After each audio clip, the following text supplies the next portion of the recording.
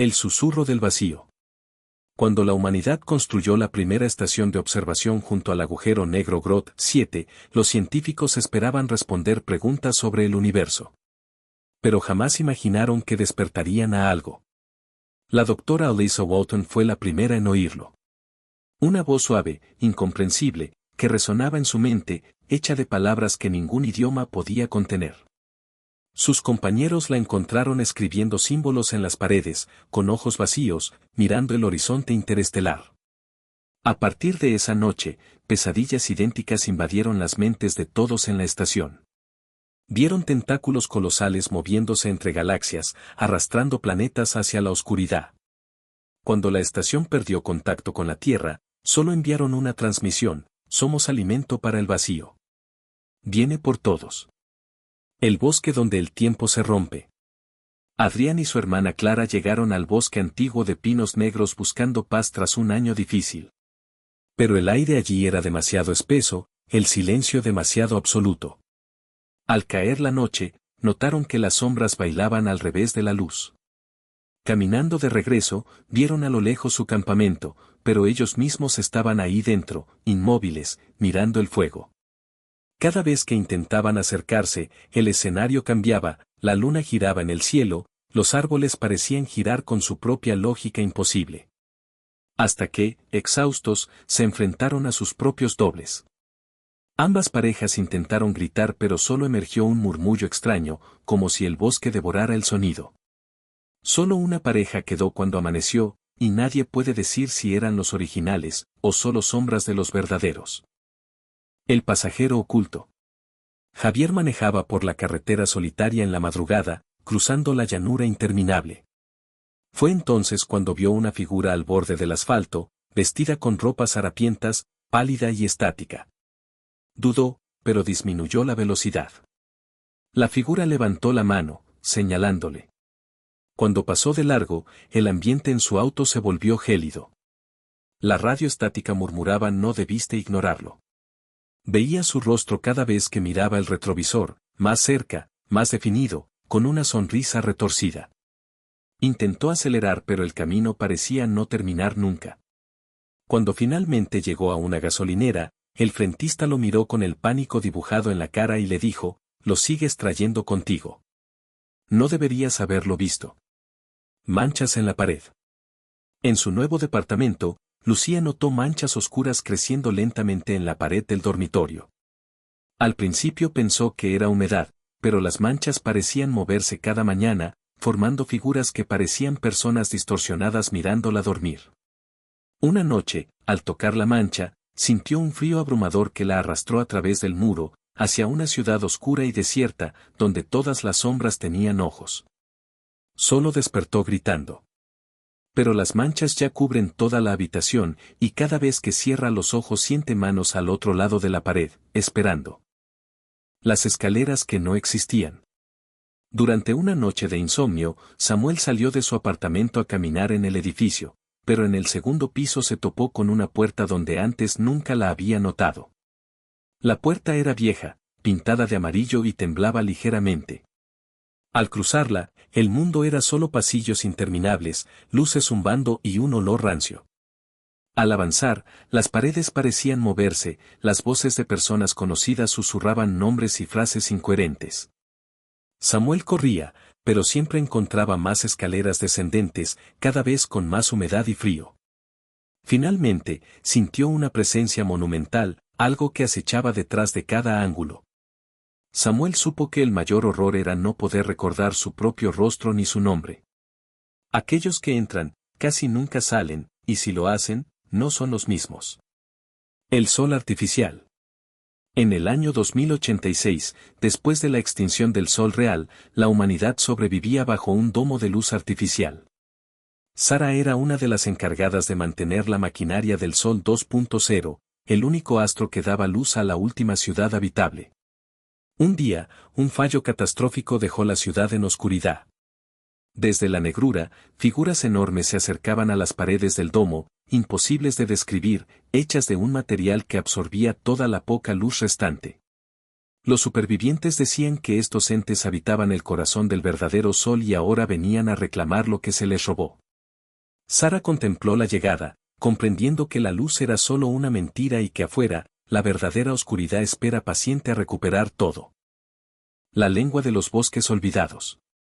Caminando por el corazón del Parque Nacional de Ocaso, Laura y su grupo de excursionistas se adentraron en áreas marcadas como zona prohibida por antiguos letreros marchitos, ignorando las advertencias debido a la emoción de explorar lo desconocido. Al internarse entre los árboles torcidos y descomunales, el aire comenzó a volverse denso, impregnado por un susurro inconstante que ninguno lograba identificar. Los árboles no solo parecían moverse, sino que de sus grietas resumaba una savia azul luminosa que serpenteaba hacia el suelo, formando extraños símbolos que vibraban con una energía ajena al mundo.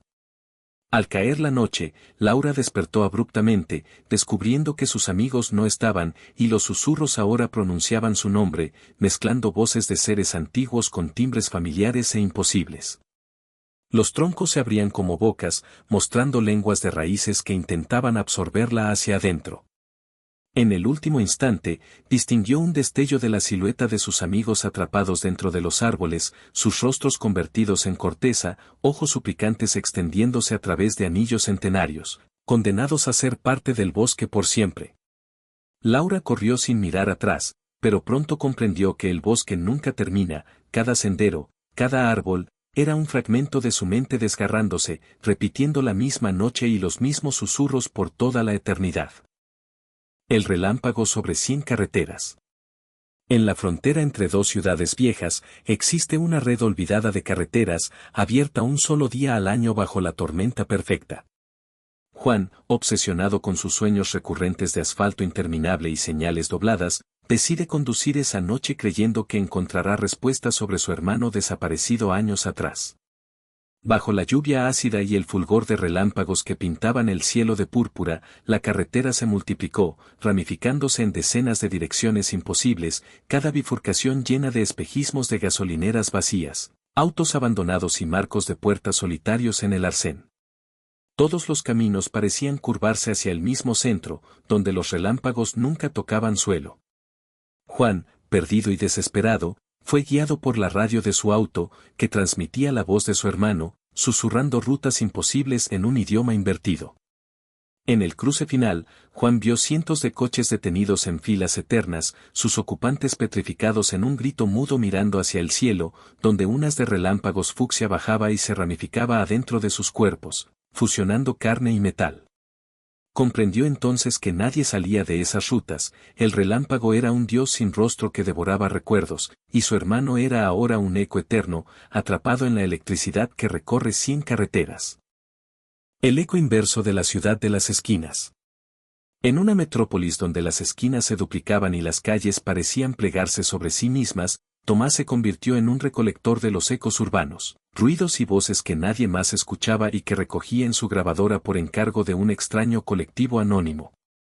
Cada grabación traía consigo ruidos de pasos, advertencias en ecos lejanos, y la sensación creciente de que la ciudad respondía a su presencia. Los semáforos parpadeaban a destiempo solo para él, y las luces de los edificios formaban símbolos incomprensibles vistos desde ciertos ángulos. Una noche, tras capturar un eco invertido en una esquina donde jamás debía pararse, la ciudad cambió. Tomás empezó a ver a sus dobles, ciudadanos idénticos a él mismos, cruzando la calle, reflejados en las vitrinas, moviéndose apenas unos segundos antes. Pronto descubrió que los ecos no eran grabaciones, sino advertencias de sí mismo de otros planos, hilos de realidades superpuestas donde la ciudad era el depredador.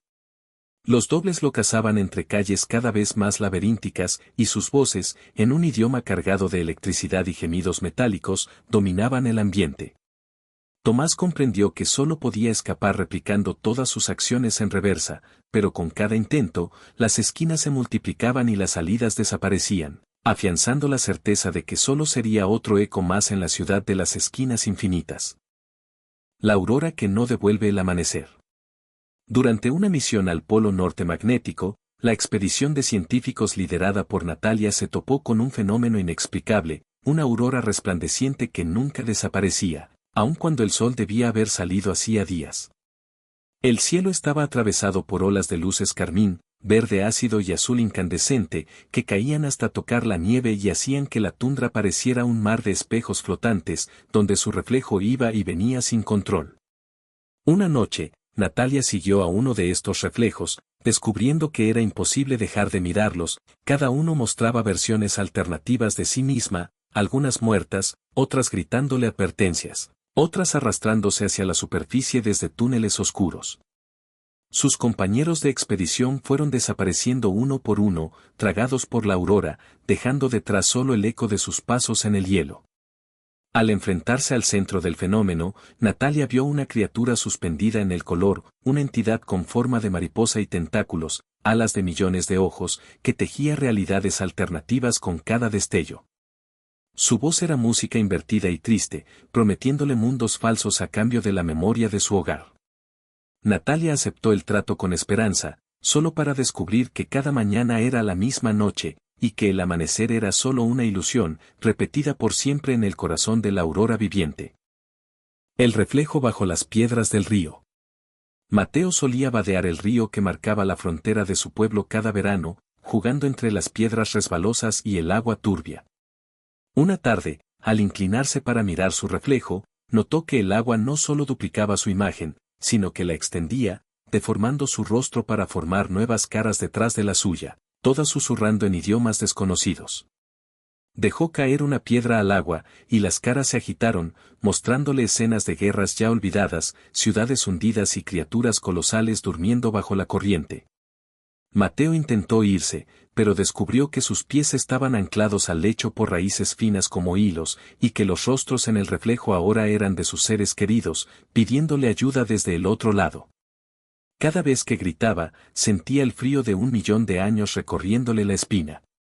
De pronto, el río dejó de fluir, el agua ascendió y lo rodeó en forma de esfera, llevándolo bajo las piedras, donde una civilización dormida lo esperaba, sometiéndose a un dios acuático de infinitos ojos. Mateo supo que el río era una cárcel líquida, y que él, como todos antes, sería parte de la corriente para siempre. Los últimos pasajeros del Puente Rojo. El Puente Rojo fue construido sobre un abismo insondable para unir dos pueblos enemistados y, por años, fue escenario de historias de desapariciones y encuentros sobrenaturales. Sara, periodista y escéptica, decide cruzarlo de noche en busca de la verdad, acompañada por un viejo liniero.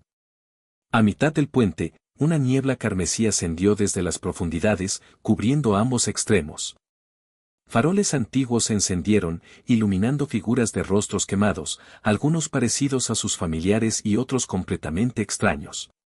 Voces emergieron desde las tablas del puente, narrando historias de personas presas en un loop, un hombre que nunca terminaba de cruzar, una familia que discutía eternamente, una niña que preguntaba el nombre de cada viajero para atrapar su alma en su juego sin fin.